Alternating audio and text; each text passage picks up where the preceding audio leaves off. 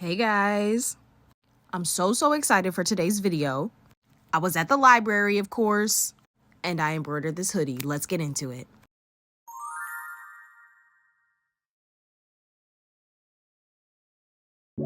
So here we are. I just have my hoodie laid out with my loop and my stabilizer. This is a tearaway stabilizer.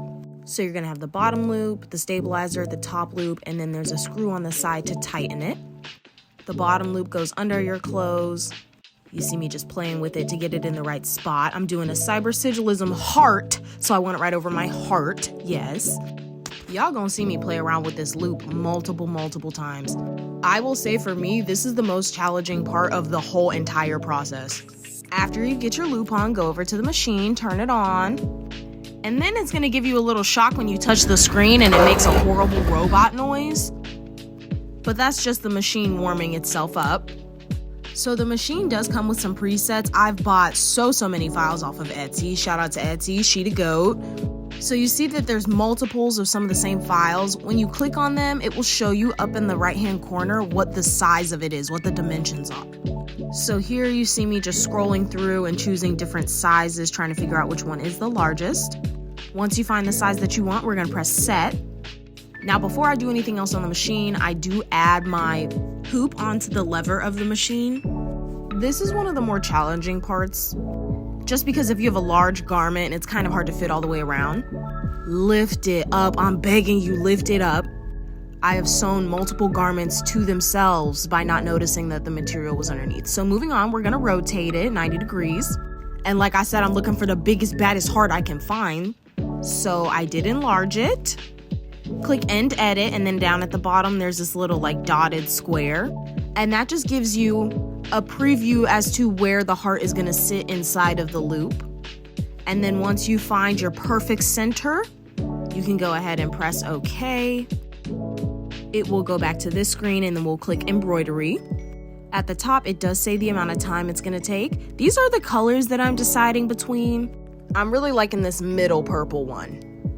Now I'm just threading the machine. There's numbers that you can follow. It's super easy, super simple. There is an automatic threader that comes on this machine as well, but unfortunately, it's broken on this one.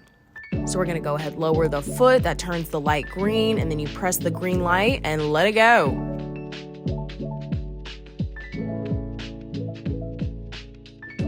So in a few seconds, you're gonna see me pull the material back, and that's just to ensure that it's not gonna sew over itself. So at the beginning, there was a little issue. Sometimes if the tension isn't right, the bobbin thread pulls up through the bottom, but it still looked fine after I restarted it, so we're all good. Moving on, I wanted a little fire on the pocket part of the hoodie. So fire. If you couldn't tell, the color choice for this sweater is purple. I got this hoodie from Gabe's for $8, so I can't even be mad that there's a little bit of a hole in it.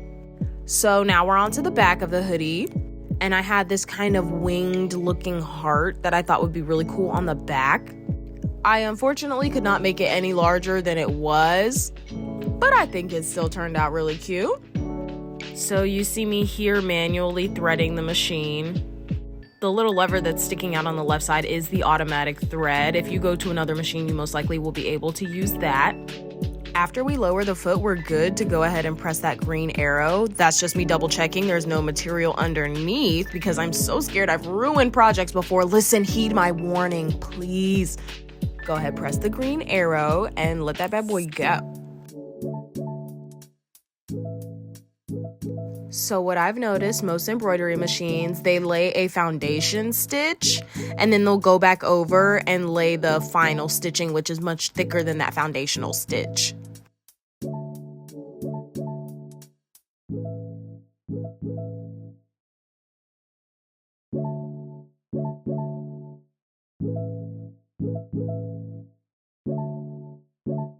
Here I am again, holding the material back. I know it's nowhere near the needle. I'm scared, okay? Just let me do what I do. Also, look at my nails. How cute are my nails, guys? Thank you. So as the machine finishes up, I'm getting ready to take the loop off of the machine. Here's what it's looking like out of the machine. We're gonna take some of these embroidery scissors and just go ahead and snip the threads. These curved scissors are great because you can get so much closer than you would be able to with a straight pair of scissors.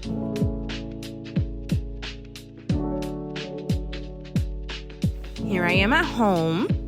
Now we're gonna turn the hoodie inside out and remove the stabilizer. I love using the tearaway stabilizer for this reason. For my first few projects, like my first 5 projects, I use the cutaway. I'm not going back. It's so easy, it's so quick, and it's honestly, in my opinion, much softer. Here we are with the cyber sigilism hot, with the fire on the pocket, the hot on the back. It's giving exactly what I wanted. So I also made this purple hoodie, cue the Nicki Minaj music. And then on the back, I decided to do a little cross. It's giving everything I could have asked for. That's it for today, guys. I hope you enjoyed this video so much. I absolutely loved making it for you. Let's be friends. Let's stay connected, okay? I'll talk to you later. Bye.